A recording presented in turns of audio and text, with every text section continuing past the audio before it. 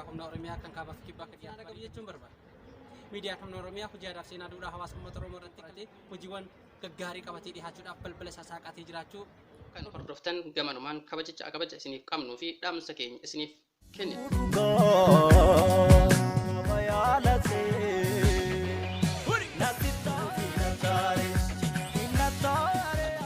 Kabajamtoota keenyaa fi daawwattoota hordoftoota YouTube channel Uummata Oromoo baadiyyaaf magaalaa fagoo fi dhiyoo osoo hin jedhin kaaba hojjettootaa gamanumaa isin yaadachiisa. Oduu fi odeeffannoo qabatamaa biyya keessaa hin qabne baadiyyaaf magaalaa keessa socho'ee hawaasa isaa waliin kan hojjetu isaa gamanumaan isin qophii kenna. Balbala keenya saaqannee jira. Odeewwan kallattii soorama biizinesii akkasumas immoo biizines